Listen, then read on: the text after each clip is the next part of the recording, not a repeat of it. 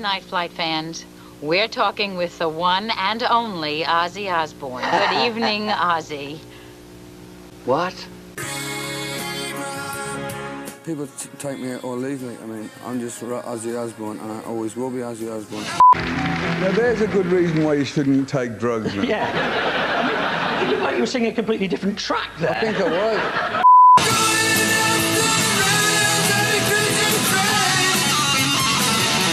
It's as if I've lived 3 lives in the last 40 years. It didn't feel real at first.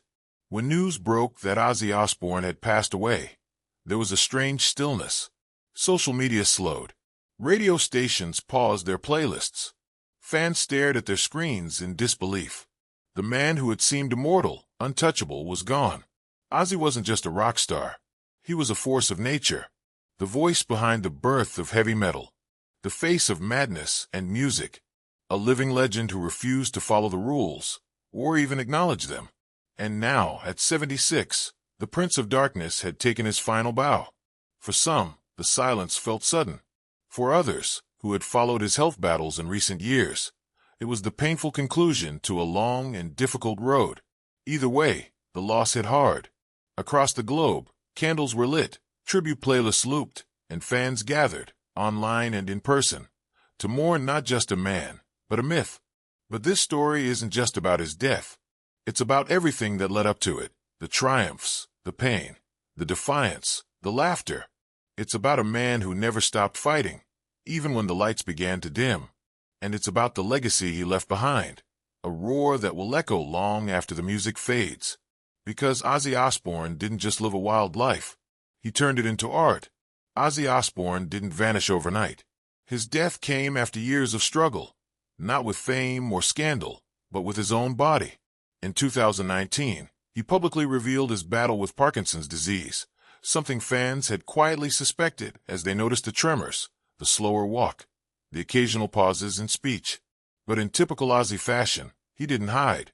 He faced it head-on, speaking openly about the toll it was taking on his life, the pain, the fear, the frustration of no longer being able to do simple things he once took for granted. Parkinson's wasn't the only fight. A bad fall in 2019 worsened old injuries. Multiple surgeries followed. Each one took a bit more out of him. His mobility declined. His energy faded. But the fire? It stayed. He kept his humor. He kept speaking to fans.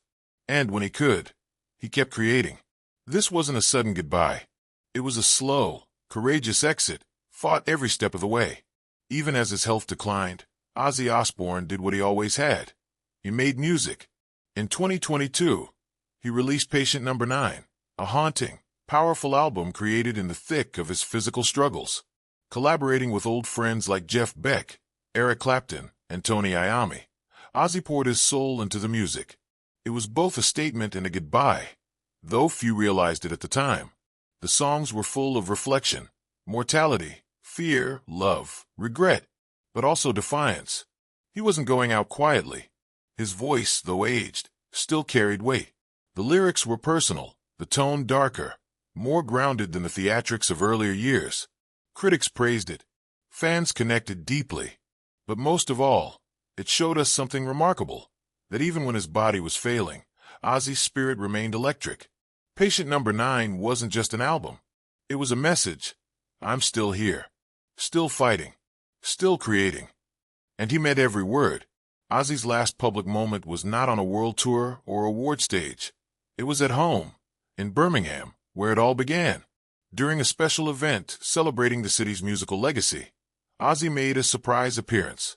He didn't sing much. He didn't need to. Just walking on stage was enough to bring the crowd to its feet. The roar that greeted him was less about excitement and more about gratitude. He stood beside his Black Sabbath bandmates, smiling through the pain, clearly frail but proud. It was quiet, emotional, real. Tony Iommi hugged him backstage. Longtime friends knew this wasn't just a cameo. It was goodbye. Ozzy insisted on being there, despite his failing health. They need to see me, he reportedly told Sharon. I owe them that. It wasn't about showmanship anymore. It was about closure, a return to his roots, a final moment of connection with the city that gave him everything. In the last weeks of his life, Ozzy Osbourne stayed close to the people who mattered most, his family. There were no more stages, no more press. Just quiet moments at home with Sharon, his children, and grandchildren.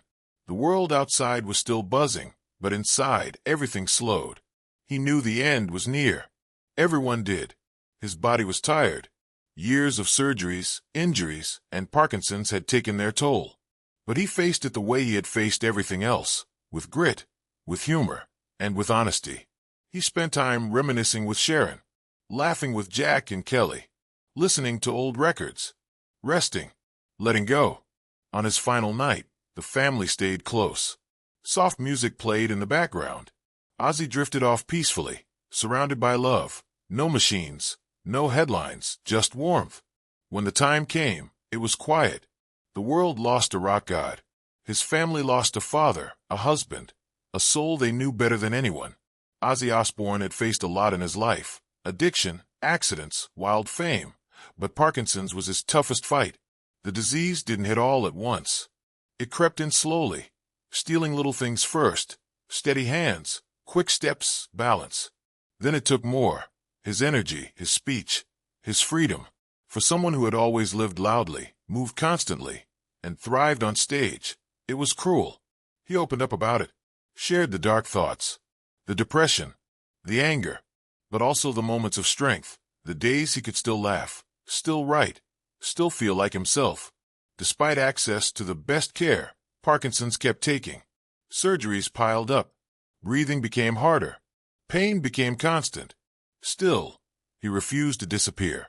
He spoke honestly, not to seek pity, but to give others hope, to remind people that even legends struggle, and that even struggling, he was still Ozzy. Through every twist in Ozzy's life, every tour, every headline, every crisis, Sharon was there. She was more than his wife.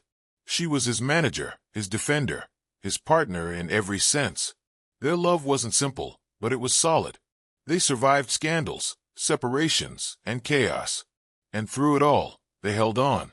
When Parkinson's took hold, Sharon became his voice when his wavered. She was at every appointment, by his side during every surgery, holding his hand when the fear crept in. She kept him grounded, kept him fighting.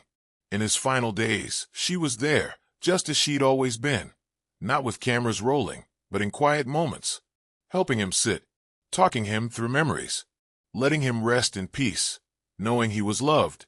Their love was wild, flawed, fierce, and it lasted until the very end. Ozzy Osbourne wasn't just a rock legend. At home, he was dad, grandpa, a man who danced in the kitchen, told bad jokes, and gave the warmest hugs. His children, Jack and Kelly, were with him constantly during his final days. They weren't there for show. They were there because they wanted to be, because he had always been present for them, even when the world saw only chaos. They sat with him, held his hand, played the music he loved. They shared quiet laughs, recalled wild stories, and just stayed close. His grandchildren visited, too, bringing light into those last moments. He lit up around them, even when words were hard to come by.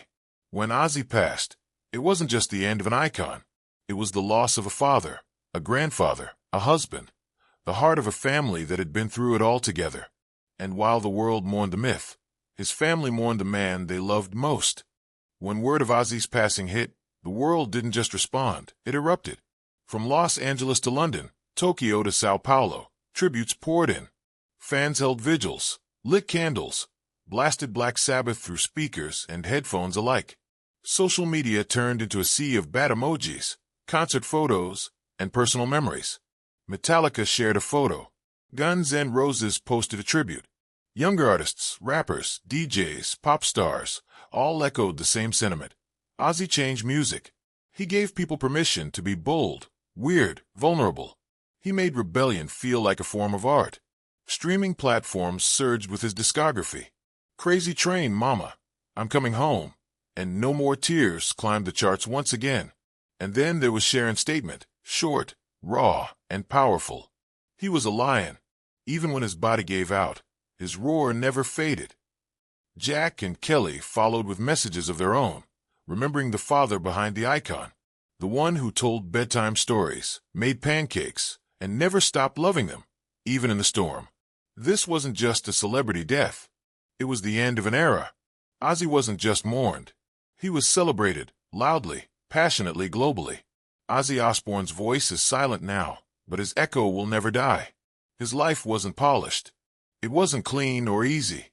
But that was never the point. He didn't strive for perfection. He lived for truth. Raw, messy, beautiful truth. In every scream, every riff, every lyric, there was honesty. And that's why people loved him. He gave a voice to the misfits, the outsiders, the ones who didn't belong. He showed the world that broken things can still shine, that scars can become art, that madness can turn into meaning. He redefined what it meant to be a rock star, not just with the music, but with the heart he poured into it. Even in pain, he gave. Even in weakness, he stood tall. Even in the final chapter, he still had something to say. His death marked the end of a man, yes, but not the end of his story. Every time someone presses play on War Pigs or sings along to Dreamer, he lives on. Every young musician who dares to be different owes something to him. Every fan who found courage in his chaos is part of his legacy. Ozzy didn't just make noise. He made people feel seen. And that, more than anything, will outlive the fame, the headlines, even the man himself. So now, the Prince of Darkness rests, not in silence, but in the eternal roar of music, memory, and love. Thank you, Ozzy, for the madness, for the melody, for the meaning. Rest in power.